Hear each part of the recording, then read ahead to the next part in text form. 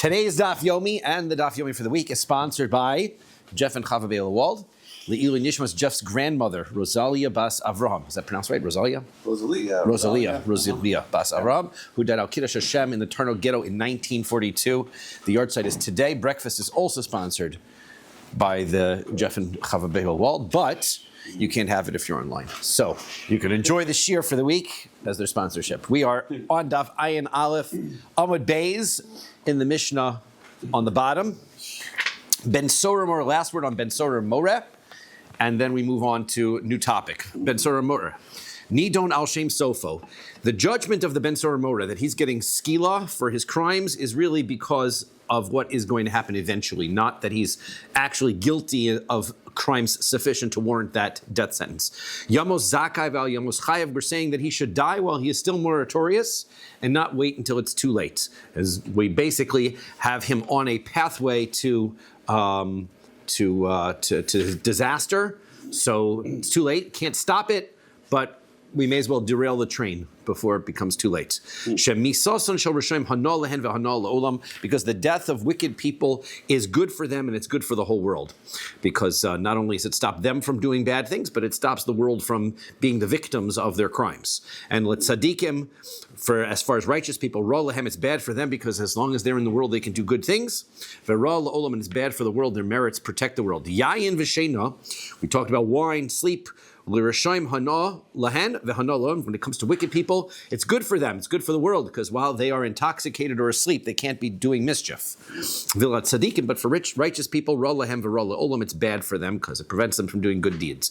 Pizur, when it comes to getting scattered about, so that people are not able to meet together and combine and collaborate. So l'rashaim hana lahem v'hana la'olam, it's good for them. It's good for the world. They can't get things done.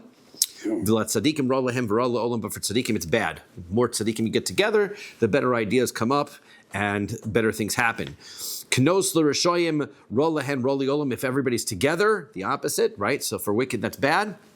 Bad for the world, it's tzaddikim hana lahem v'hana la'olam. For the righteous people, it's good for them, good for the whole world. Sheket, when it comes to peace and tranquility, l'rashoyim ra lahem v'ra li'olam, it's bad for them, bad for the world, because they get more opportunity to do their bad things. L'tzaddikim hana lahem hana li'olam, for righteous people, it's good for them and good for the world. Ayin Beis Amud Aleph. At the top, the Gemara says, Tanya, we learn a brisa. Rabbi Yossi Aglili says, V'chi mibnei she'achol zed tartimar basar v'shasa chatzi l'yayin ha'italki amra tori yotzel beis din lisakel. It doesn't make sense that just because this young man, he eats some meat and he drinks some wine, so he's going to go to Beis Din and he's going to be stoned. Ella higia Torah l'sof dato shel Ben Sorah Moreh. Rather, the Torah understands what the end happens here with this Ben Sorah Moreh. Sof migmar nichse aviv, when his father's possessions are going to run out, mevakesh limudo, and he's going to be in a habit of going after these things. Veno motzi, he's not going to find them. V'yotzli parshas darchim. So what's he going to go out? He's going to go to the crossroads, umilastimus habrios, and he's going to start committing highway robbery. Amra Torah, so the Torah says, Yamuzakav al Yamuchayev, it's better that he should die while he is still in a good state rather than waiting until he is liable. Because the death of wicked people is good for them, it's good for the world. Tzadikim, when it comes to wicked people, it's bad. We said wine and sleep is good for righteous people, wicked people, and good for the world. For the righteous, it's not good for them, it's not good for the world. Sheket, peace and tranquility, Rishon Ra Lahem V'Ra Li'olam, is bad for the wicked and bad for the world. V'La Tzadikim, when it comes to the righteous, Hana Lahem V'Hana Li'olam, it's good for them and good for the world. Pizur, getting spread out, Rishon Hana Lahem V'Hana Li'olam, it's good for the wicked and it's good for the world. V'La Tzadikim Ra Lahem V'Ra Li'olam, for the righteous people, it's bad for them, bad for the world. That was just pretty much a repetition. That was a brisa that repeated a lot of the Mishnah, but added on that we brought it because we want to bring that first little part about doesn't make sense. His avera doesn't equal up, right? So it spells it out. So we brought that brisa. Basically, this Gemara was just bringing another brisa, which repeated a lot of the Mishnah. You're right, very repetitious. Says the Mishnah, Hababa machteres. So now somebody comes and tunnels into somebody's house in order to steal. Nidon al shem sofo. So in a similar characteristic, we were talking about a Ben Sorah Moreh, he has not committed any murder. He's not murdering anybody, but we are going to judge him according to what he will do at the end, and that is that we're going to see, the Gemara is going to talk, and we have to be able to, this always seems like a circular logic to me. The owner is going to protect his property. That's how he's going to behave. Therefore, the robber, knowing that he's tunneling under the ground, has in his mind, if I meet the owner and he's going to protect his property, I've got to kill the owner in order to be able to protect myself. Right? He has to be willing to kill the owner. That's the thing. So he's going to kill the owner. So now, once the owner knows that he meets this guy tunneling under his house and he's a thief, so then he has an understanding that this guy's coming to kill him. Therefore, he's allowed to kill the robber who's tunneling under his house. Right? That's not many. Canada definitely doesn't have a self-defense rule in that kind of a way, for sure, right? I think that Florida had a rule about stand and defend yourself or something like that. So you'd be able, but anyway, the rights to defend yourself and property, right, are very extensive here, right? You are able to kill the person who's breaking in because you know he presents a threat to you. Now, if he's going and tunneling in, and while he's tunneling in, he breaks something. So let's say he breaks a barrel. Now, if the person is in a category where he's not under a death sentence, we're going to see circumstances where his breaking in doesn't allow you to kill him.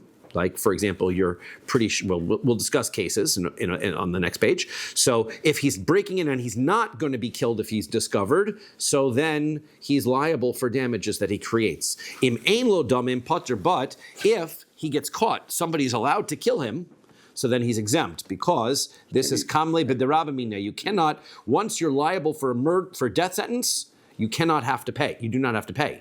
Now, even though it's a temporary death sentence, right? That's the important thing to realize, right? Once the guy comes out after stealing and he's now walking the marketplace, you can't walk over to him and kill him anymore. Nevertheless, he's still exempt from paying damages for what he broke.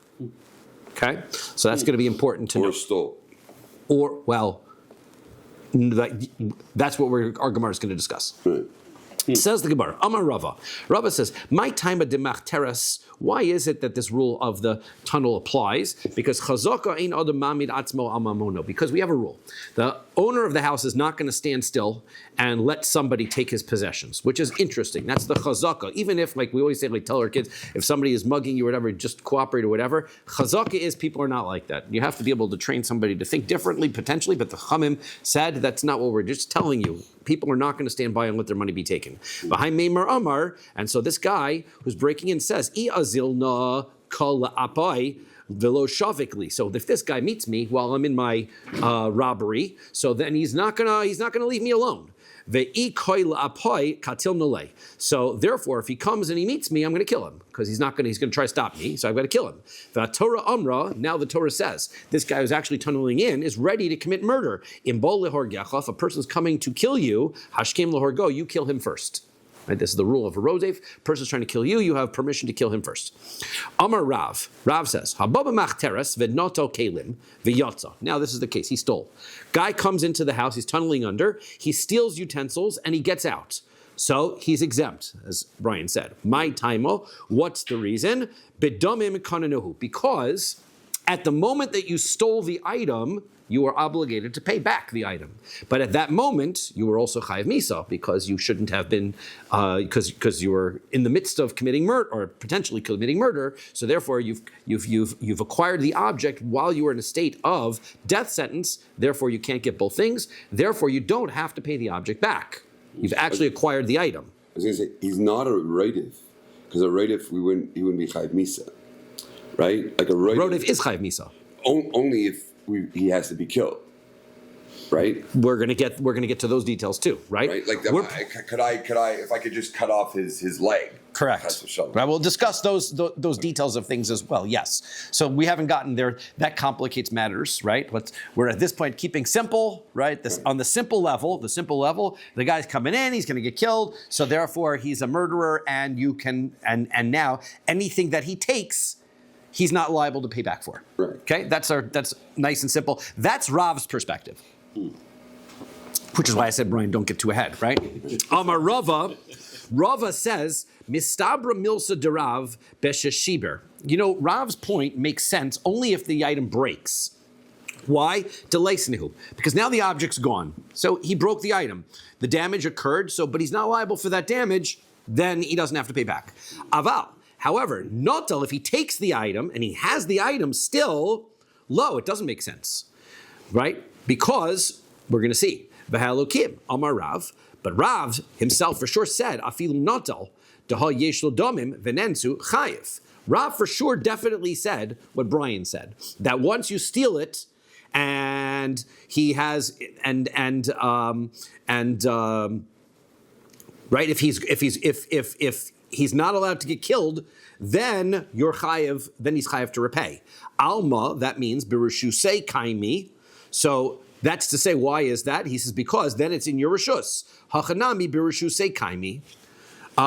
So this is also in his rishus. You mean the stolen object is also in this rishus? Correct. Rav is adding on this point, right? He says, right.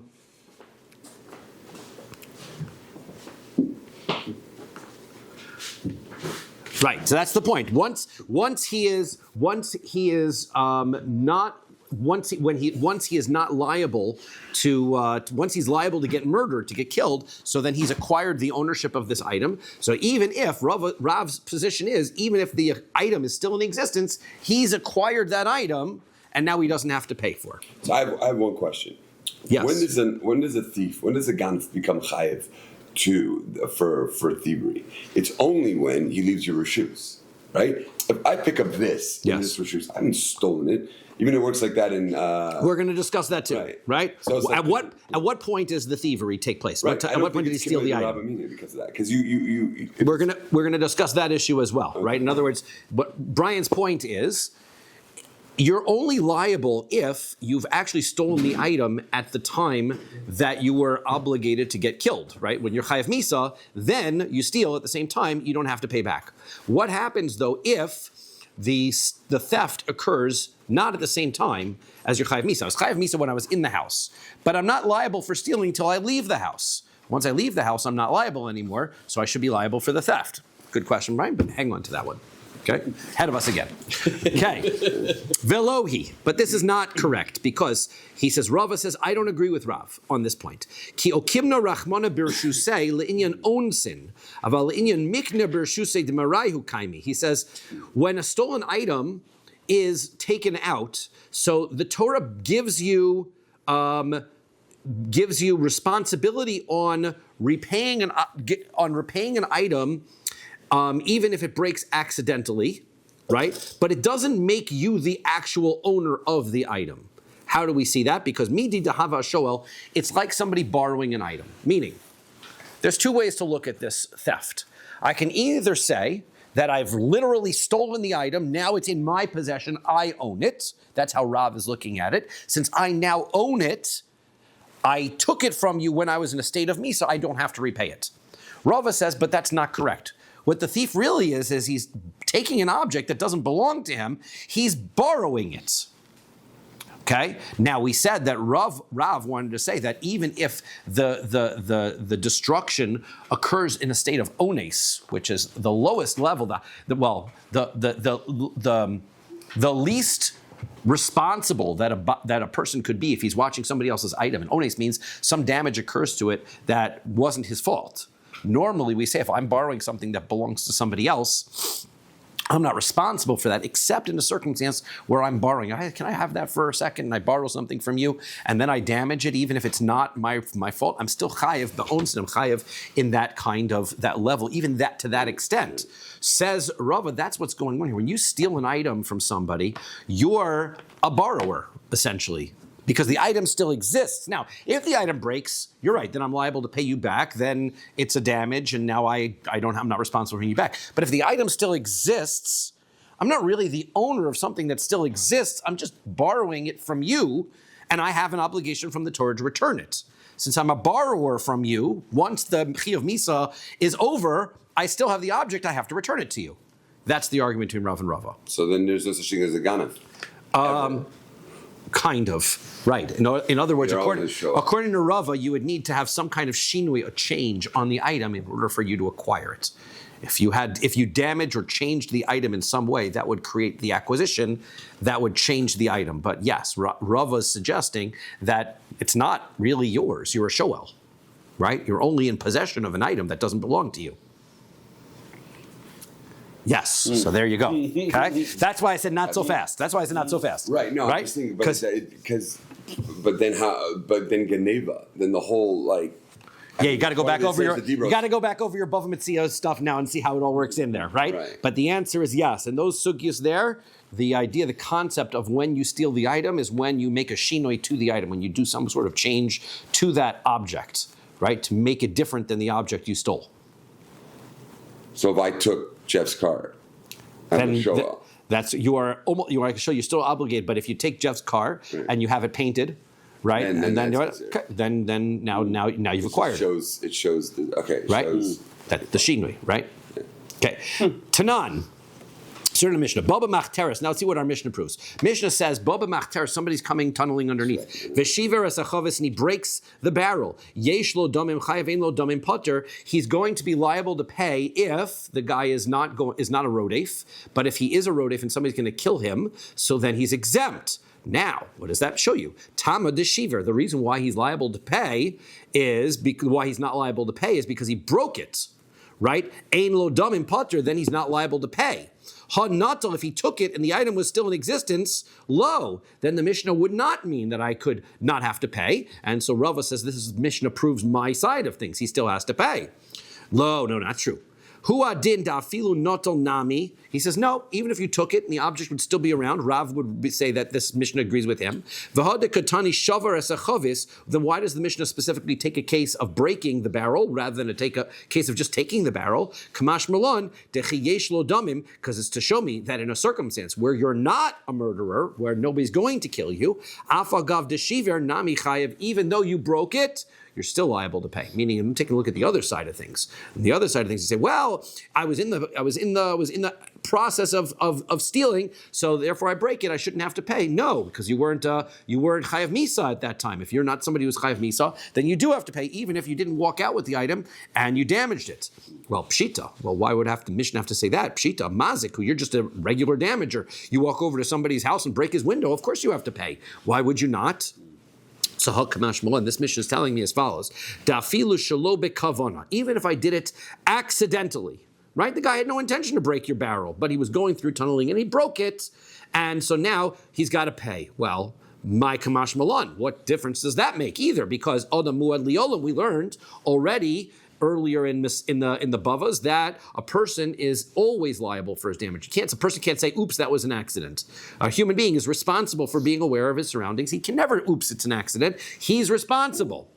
So Tanina, we learned in a Mishnah, Adam muad liolam, a person is always liable for his actions. Bein shogin, bein mezid, bein ones, bein baratzon, whether he did it negligently or on purpose or completely accidentally or willfully. So Kasha, so that's a good question. You're right. That's a fair question. Why would the Mishnah have to say that? Doesn't really prove either side. You can read the Mishnah either way according to Rav and Rava, but it definitely seems like your Mishnah tilts a little bit towards Rava's perspective. Meisiv Rav Bibi Bar Abaye. Rav Bibi Bar Abaye says, Hagonev kis b'Shabbos. Now this is Brian's next question. Somebody steals a purse, a pocketbook on Shabbos. Chayev. So he's liable to pay it back. Why? Well, he's carrying. Once you're stealing the pocketbook, so aren't you carrying? So the answer is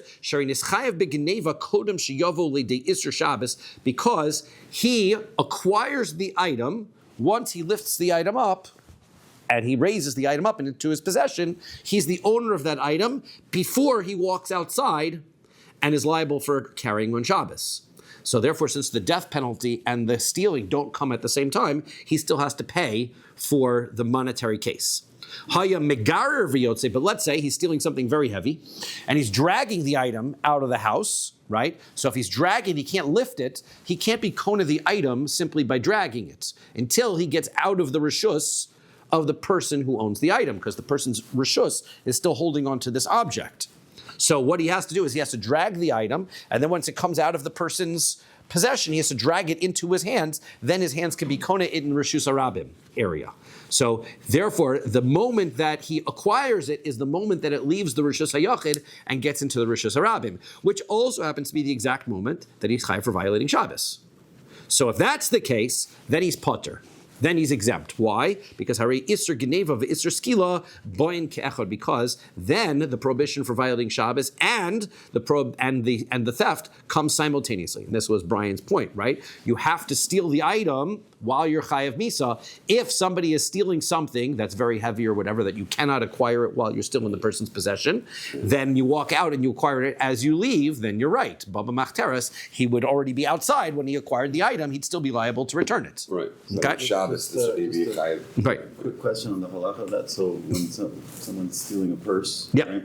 Are we talking about someone takes it from someone's house and then walks outside with it, and that's where the acquisition happens? So a And that purse- would need a few amos? So the purse is actually inside the person's house, you acquire it. Because I can lift an item up like this and go, I'm acquiring it. That's the moment of the theft. That's the moment of acquisition. But a very heavy item, so while it's being dragged along the ground, is still in that rishus. I can't acquire it without lift, because I can't lift, it's too heavy. But I can acquire it once I pull it out into the rishus harabim by dragging it into my possession. So therefore, and the moment doesn't even have to go 4 amos. I don't have to carry it 4 amos in rishus harabim. Just transferring it from the rishus hayachid to the rishus harabim in itself is an isser. So therefore, that's why it can happen simultaneously. The hilchasa, the halacha is. So, I'm sorry, v'hilchasa, where did I go? Dishadinhu ben nahara. That if the person, so the question is, so you see that according, so now the issue is that this item is still in existence. So, let's say, where's the question on Rava? I may have missed it.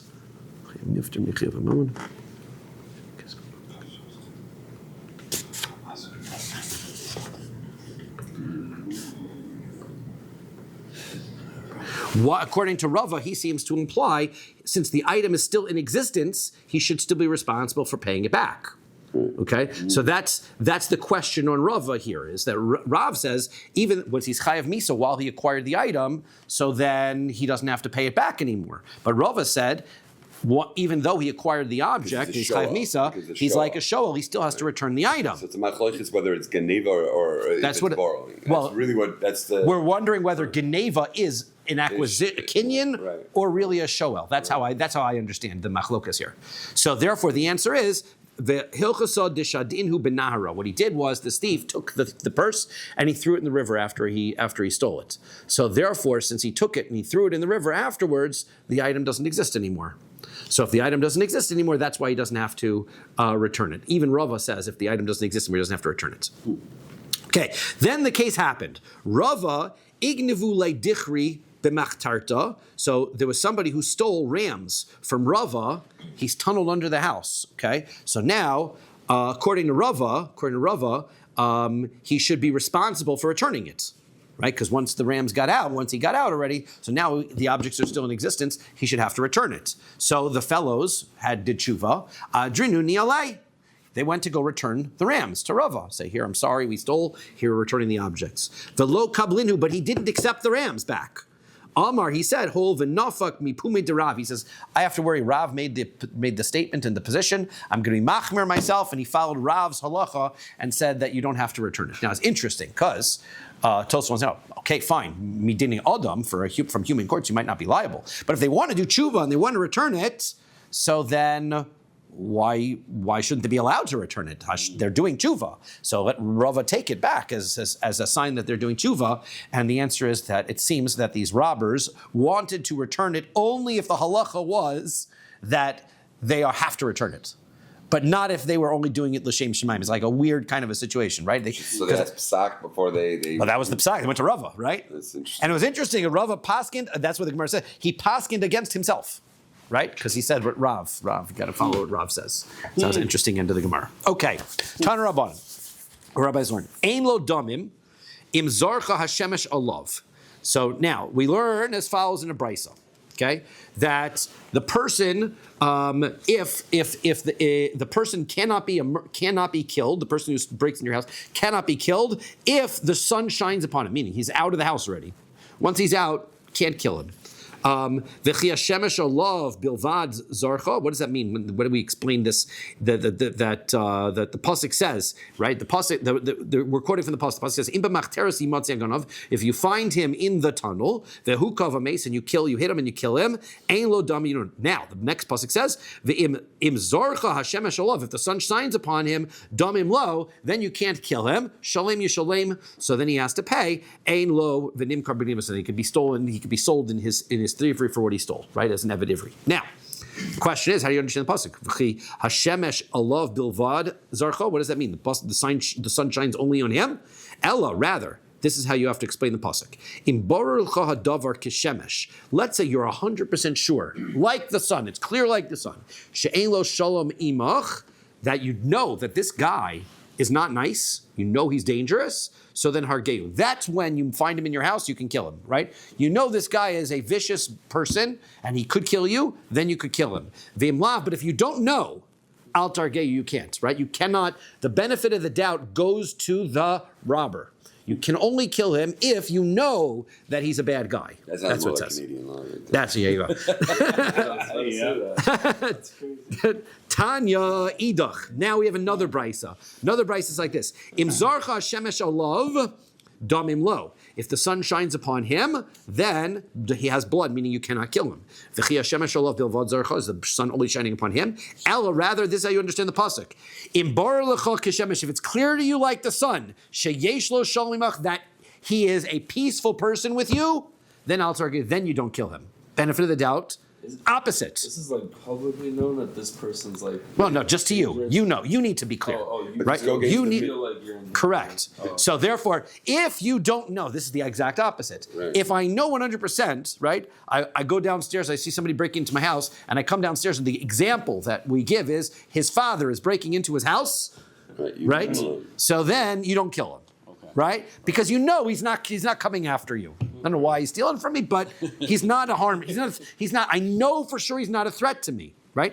Then I can't kill him. But your father-in-law. But a doubt, otherwise. That's right. But a doubt, I don't know. But now this way is the other way. This is, if I'm not sure I can kill him, the only time I can't kill him is if I'm 100% sure that, if I 100% know that he won't kill me. That goes against the Mishnah. Because the Mishnah says, based on the assumption, the Mishnah doesn't make it clear. The Mishnah just says, somebody is tunneling under, then you can kill him. But what circumstance? It doesn't tell you. No, wait. The Mishnah was not clear on this. I see. So far behind it now. Right, so we have conflicting brises on this issue. Now, You mean like damim? Okay. Yesh lo damim chayev. But I thought the assumption was that because he broke into your house, that he's willing to kill you. We said that. that was the presumption, but I could be sure about this person. Now we have a new layer, right? We're adding on layers here, right? As we started with the simple, and then we've been texturing things on. At what point does he come in? Where did you find him? Under that. Now the next layer of texture is, what if he's a personality? He's not even considered a relative. Right. What if the person himself winds up being somebody that wouldn't kill you? That's a different context. That's a different context. Right. That's what we're adding on. Father, or I get the idea of what was the terminology about the shemesh. So we have a problem. Because kasha stama, we have two brisos that don't list any opinions, and they contradict each other. So how are you going to explain this contradiction? Lo kasha, they don't necessarily contradict each other. Ayin beis, amud beis. Kan be'av ala bein, kan bebein ala av. It depends. If the father's doing the breaking in, then we know the father isn't going to harm his child. The other way around, if the son is breaking in, sons don't feel the same way about their fathers as fathers have for their children. So therefore, you are in doubt, and then that's what the Mishnah tell. That's what these brises are talking about. They're talking about different cases. If you have a father breaking in, then benefit of the doubt, you know he's not going to hurt you, and unless you're sure he's going to hurt you, then you have to presume that he's not going to. On the other hand, even a son, if a son breaks in, for sure, a stranger breaks in, then you can presume he's coming to hurt you, and you can hurt him unless you're sure that he won't. Right? Does that make sense? Okay, Amar Rav. So Rav says, Kol de'osi olai b'mechtarta katil nolei lebar me Rav Chanina bar Shila. Anybody who would break into my house, I'd kill him, except for Rav Chanina bar Shila. He's my good friend. That's the guy who I know he wouldn't hurt me. Okay? My taimo, what's the reason? Maybe it's because he's such a big tzaddik. So if I found him in my basement, I know that he's probably here doing something else. So but why is he in your house? Then he broke in. So it can't be he's a tzaddik. Must be you thought he was a tzaddik, but he's clearly not. So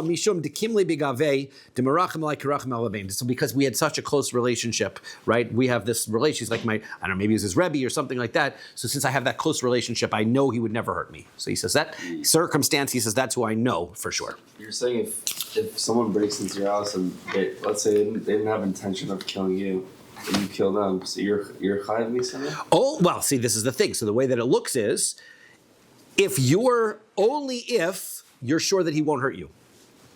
If the guy breaks in and you don't know who the guy is, then you can't be sure that he's not going to hurt you. Then you can kill him.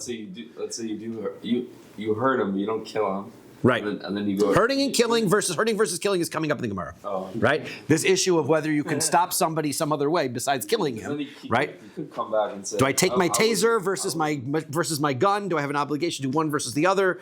Right? With pepper spray, I mean, there are other ways to stop the guy. Right. Maybe. Right. Do I have an obligation to do that? So that's going to come up. Taner Rabbanan. Our rabbis learn. Domim yesh lo bein b'chol bein b'Shabbos. Okay, so this idea of killing the person, right? It doesn't matter whether it's a weekday or on Shabbos. Ein lo damim bein b'chol bein b'Shabbos. So we're going to explain what this means. Why would make a difference? What's going on here? Bishlama ein lo damim. I understand what you mean, that the person is ein lo damim, meaning that he can be murdered bein b'chol bein b'Shabbos. It's tzrich. I need that explanation. Why? Because Sal Kadaita Chamina, I would have thought to have said, Midid dehave aharuge beistin. I might have thought, look, this is a legal murder. I'm allowed to kill him. Where else do we find legal murder cases? Beistin. However, b'Shabbos lo katlinon. A Beistin's not allowed to kill somebody on Shabbos. So I might think that my permission to kill somebody legally is suspended based on the fact that it's Shabbos, Kamash Malon, de Katlinon. Therefore, this is coming to tell me it doesn't matter if it's Shabbos or not. This is a self-defense issue, and you can kill him. Okay, that's good. Eladomim lo, bein b'chol bein b'Shabbos, but this statement of where he's not liable, you're not allowed to kill him, right? So that applies on weekday and on Shabbos. Hasha b'chol lo katlin on lei. If I can't kill him during the week, but Shabbos, me boy, why would I think I could kill him on Shabbos? For sure I can't kill him on Shabbos. If I can't kill him during the week, Rav Sheshes lo nitzracha el lefakeach alav es hagal. Rav Sheshes says no. What we're talking about is that if, let's say, a roof collapsed. Let's say the guy's breaking in and the roof collapses. So normally, we say if something collapses on a person, I have to violate Shabbos in order to save his life. Do I have to violate Shabbos in order to save this guy's life? He was breaking in, right? I know I can't kill him, but now do you obligate me to break Shabbos in order to save him? So the answer is yes, right? Bein b'chol, bein b'Shabbos. Once I'm not allowed to kill him, then I also have the same obligation applies that I have to save him. So therefore, if he's in my basement and the ceiling collapses, I have the obligation to save him just as much as anybody else. Taner Rabbanan. Vehuka bechol adam vames. So now this pasuk is talking about person is in my b'machteres. He's in the b'machteres, and you hit him and he dies. You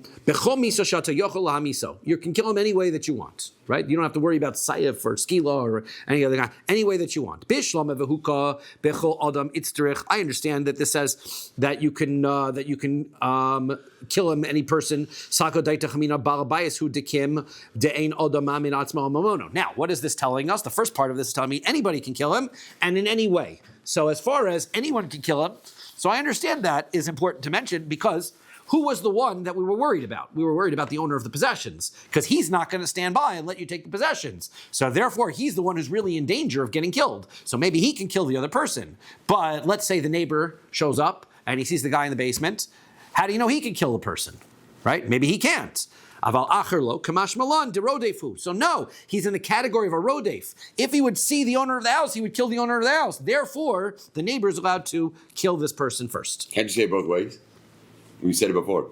that like I break into somebody's house, and I see the owner. I could assume he's going to kill me because I broke into his house. That's why I say this always winds up being very circular. Right. It's not really sure where this all starts. If everybody would agree to be a pacifist, then we would then nobody would be able to kill anybody, right?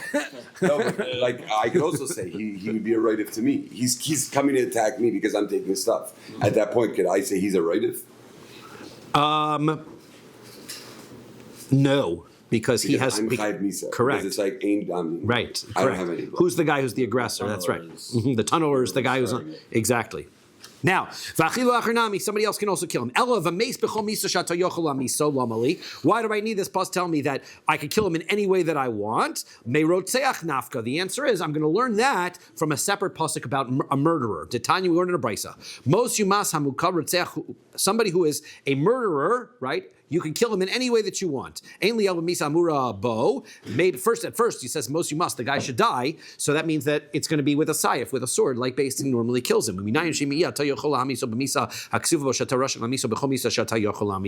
How do I know that I'm going to include any other type? If let's say Beis Din can't get him, how do I know I can kill this murderer any way that I can? Talmud Lomar, most you must. It's a double language. Surely kill him mikol makom anyway.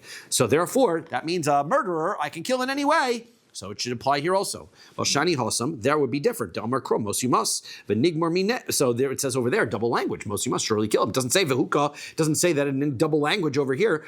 Who says that I'm allowed to kill him in any way? So okay, well, I'll learn from it. We have any time that you have to kill a murderer, this guy's trying to be a murderer, it should be applying. He says, no, you can't do that because we have a principle of shnei ksuvim habayin ke'echad. That is, when there's two times in the Torah that an exception is mentioned, then the exception only applies to those two times.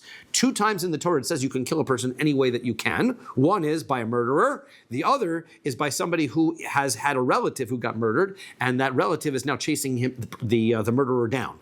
So if the relative is chasing the murderer down, he can kill him any way he wants. Well, that's two circumstances that you can kill any way you want. That means it's the exception, not the rule. So therefore, normally we would say that any two circumstances you wouldn't be allowed. So therefore, that's why the pasuk says. That's why we need the separate drasha of hukab vames, that you hit him and he dies, tells me that anybody can be the one who kills the rodef, and you can kill the rodef any way that you want. Separate drasha required. Anybody can kill the rodef. Anybody can kill rodef, and any way that you can, any way that you want to kill him. Right? If you've got a gun, if you've got a sword, if you've got anything you want. So you don't need to go back into your That's correct. You don't have to do the official sayif. Right. Taner Rabbanan, or Rabbi's machteres. It says in the person tunnels under the house. Ein liel machteres. So that means that this person is literally tunneling under the ground. Gago chatzer v'karfefo minayin. Let's say he breaks in another way. He goes through the roof or through your courtyard or through your porch. What about those circumstances? Talmud lomar yimotze agonav mikol makom. Any place the thief is found. Right? Any type of break-in.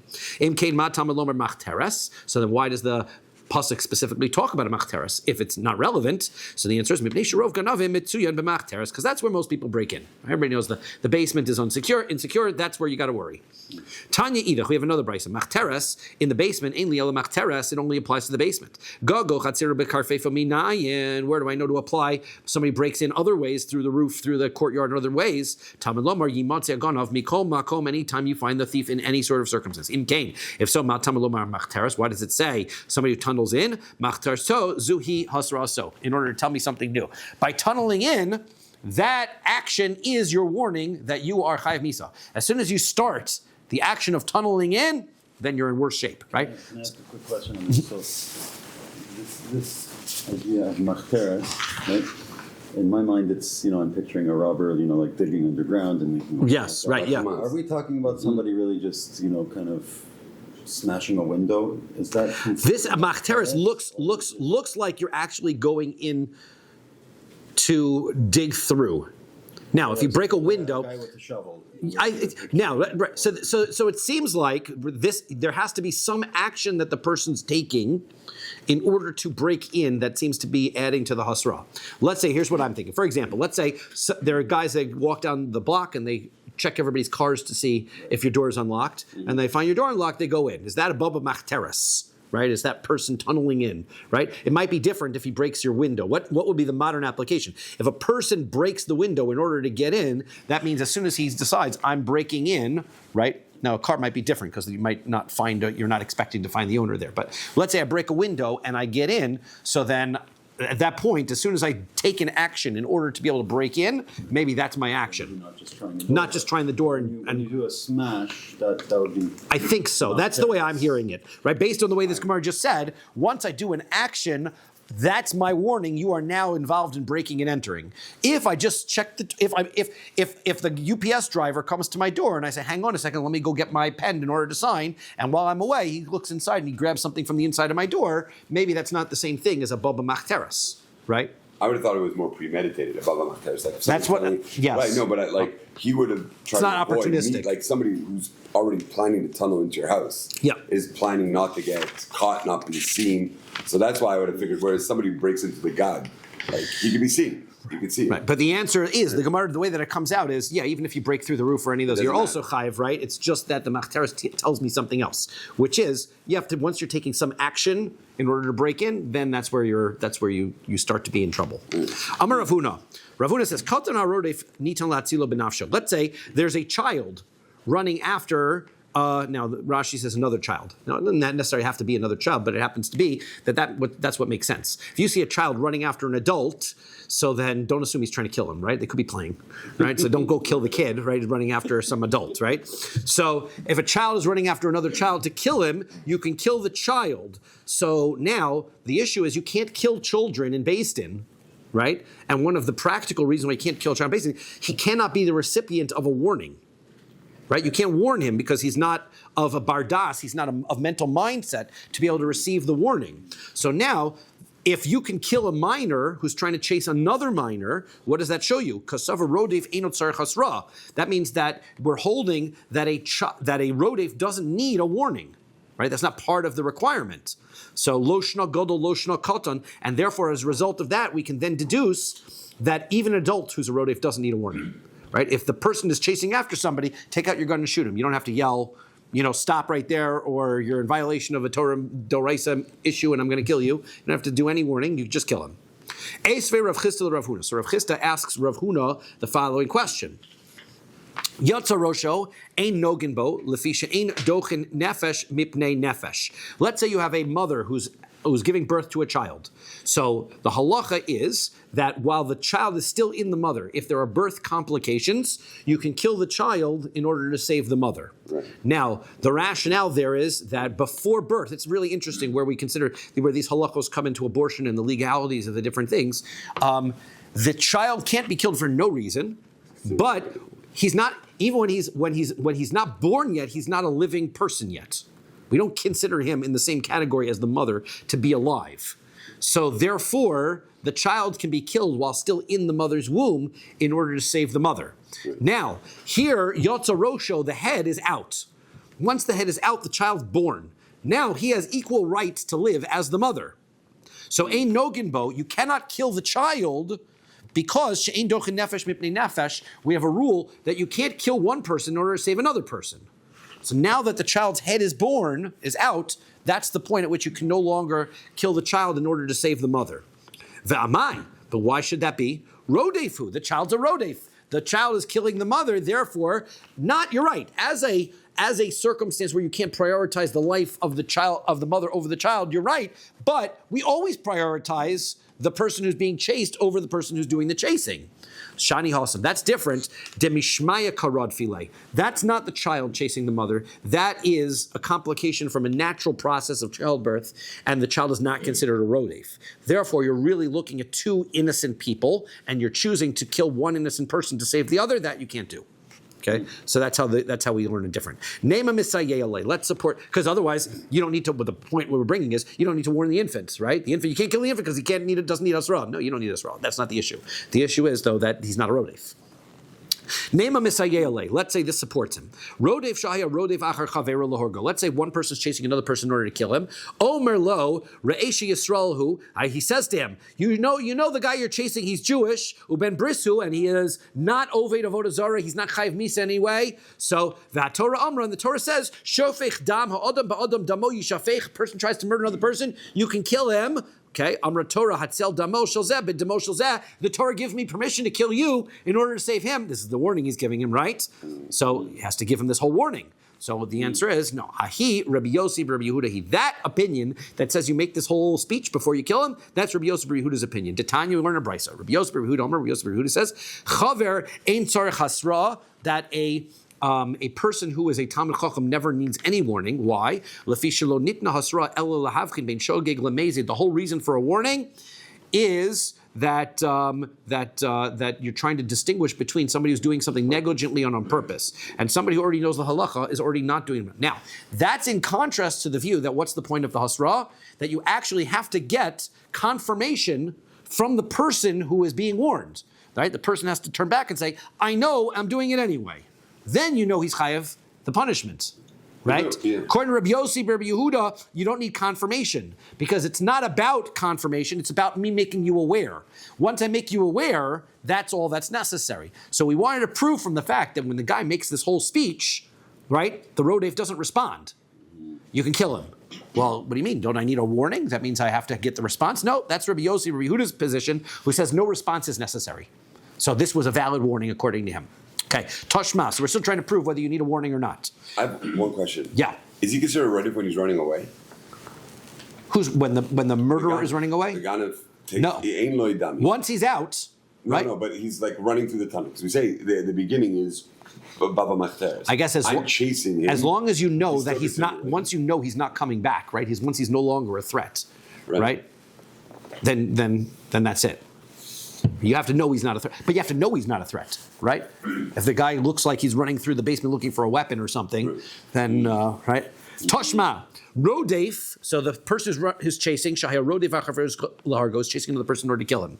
Amar Lo Re'eshi Yisraelhu Ben Brishu, you should know he's Jewish. You know that he's not Oved Avodah Zarah, he's not Chayv Misa anyway. Torah Amar Shofech Dam Ha'adam Ba'adam Dam Yishafech. Torah says that if you kill a person, you're going to get killed. Now, here's where it says clearly, Im Omer Yodea Nishahu Bet Kain. If the murderer, if the Rodef turns around and says, I know, I'm aware of it, then Potter. Then that's not accepting the warning. That's not enough. Al Menas Kenaniyose, he says, I accept your warning and I'm doing it anyway.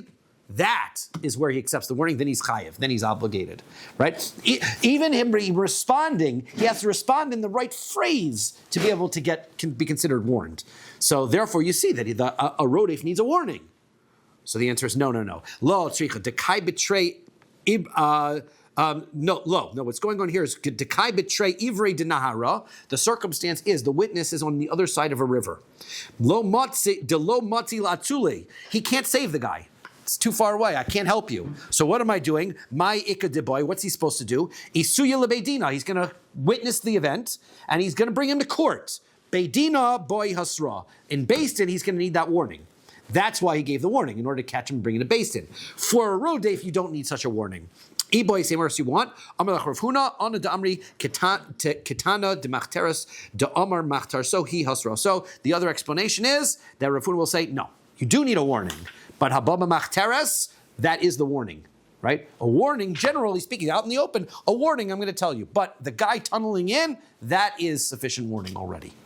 Okay, so that's two different ways of looking at it. Don't you also need it to aid him when you get hasra? Yes. Right. For So basic. if you're alone in your house, somebody the warning is not even a valid, would be considered a valid warning, right? Says the next Mishnah, Ayin Gimel Amid Aleph, the top. Ve'elohin shematzilin osom benafshan. These are people that you can kill, that you can save them by killing them. Right? They're doing an avera, you save them by killing them. Harodei v'achar chaveru lehargo. Somebody's chasing after a friend to kill him. V'achar zochar, and he's chasing after a man in order to commit sodomy. V'achar nara ha'ma'orasa, he's chasing a nara ha'ma'orasa in order to rape her. Aval, however, harodei v'achar behema. Somebody's chasing an animal to have bestiality. V'amechalvos Shabbos, or somebody's going to violate Shabbos. V'oved avodas kochavim, or somebody's going to worship idols. Ein matzilin osam nafsham. You don't kill that person in order to save them from an avera. Then it doesn't count. Says the Gemara, Tana Rabbana, Minayin l'rodef achar chaveru lahorgo shenitin lahatzilo benafsho. Where do I know if somebody's chasing after his friend in order to kill him that you're allowed to kill him? Talmud Lomar, the pasuk says, Lo samod adam riyacha. You can't stand idly by and let your friend get killed. The halachi hudasa. That's what this is telling me, to kill somebody. Haimi boy le'ledanya. That is necessary for what we learned in a brayso. Minayin l'roas chaveru shehu tovea benar. How do I know that if I see my friend drowning in a river, ochaya gorarto, or an animal is mauling him, or listing by an olav, or there are robbers chasing after him, shehu latzilo, that you have to save your friend? You have to be able to save your friend. So it doesn't tell me that I'm supposed to kill somebody in order to save my friend. It just tells me I have to help him from all these circumstances where he could be hurt. So inachinam, you're right. That's what Lo Samar Lo Dam Reacha is telling me. I have to save my friend. And so what's the source for telling me that I can kill somebody in order to save somebody? It's coming as a kal v'chomer from the prohibition, from the fact that we can kill somebody in order to save a girl from being a nara ma'orasa, from being raped. Ma nara ma'orasa shelo ba ela lepogma. If when it comes to nara ma'orasa, she's coming not to be killed, but she's going to be afflicted, right? She's going to lose her basulim. She's going to be hurt. So Amra Torah nitin latzila b'nafsho. The Torah says you're allowed to save her. We'll see the psukim in a moment, but the Torah tells us that you can kill the person in order to save her from being assaulted. So rodef achar chaveru lahargoa achas kavakama. So it's a kal v'chomer. You for sure could save a person's life by killing somebody then, but the problem with that is v'chi onshim min adin. We generally have a rule that says you're not allowed to create a punishment for somebody based on a kal v'chomer. Just because one person gets killed doesn't mean that we can say, oh, well, this is more severe, so we kill that person. Hashem tells us who gets what punishments. It's not up to human beings to decide, logically, this person gets killed, then this person for sure gets killed. Not necessarily so. Debei Rebbe Tana Hekeshu. So in Yeshiva Rebbe they learned there's a hekesh. It's not a kal v'chomer. There's a halachic rule that when two things are written together, the halacha can be the same, and that's where we learn it from. Ki kasher yakum ish areyahu ritzacho, just like when a person gets up against his friend to kill him, ritzach nefesh. V'chi ma. So this is when a woman is being raped. It says that if she is assaulted, the person who's doing the assaulting gets the punishment, not her. Why? Because she didn't do anything. That's what Pasuk says. Then the Pasuk says, not only didn't she do anything, but the Pasuk says it's just like somebody tries to kill another person. Well, what do you mean? You just said that she didn't do anything. Why do you have to tell me it's like somebody committing murder and the victim didn't do anything? You're repeating yourself. Is it a nezik or a mazik instead of a roidiv? Like it's not a man raping. So it would be the reverse. But the pasuk told me that already. So she's not guilty. So what are we learning from the fact that he's like a murderer? We already know he's guilty. She's not. We got that. You already said that in the pasuk.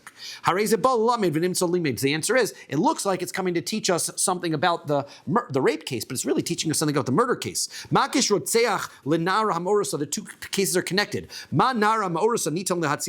Just like the Torah gives you permission to kill the person who's chasing the girl, so by kill the person, so too from this pasuk we see that a murderer also can get killed in order to save the victim. Where in the pasuk, where did the Torah tells us that you also can save the girl by killing the murderer? Like we learned in the Brayso of Rabbi Shmuel, the reason why this happens is because there was nobody to save her. If there was somebody to save her, he'd be able to do whatever he could in order to save her. The Torah gives permission. So the Torah says, by Nara Morasa, you can kill the person who's the assaulter in order to save her, and then we learn from there also the same case by a murderer. It's interesting because what I was trying to say is if somebody gets raped, you only pay damages, right? Yes. So it's not considered a form of. It's not. Well, no, we said no. Not considered rape. No, not true. We said somebody who rapes a nara morisa gets skila. I think it's skila, right? I thought we talked about damages when it came to. I thought about. Okay, it's not just a regular. Not if she's not a nara morisa. If she's regular nara, right. So then you're right. Then there's a knas, right? But this is nara morisa. Then it's actually a skila case, right? Okay, so this is where we'll stop for today. Sorry, No, that's all right.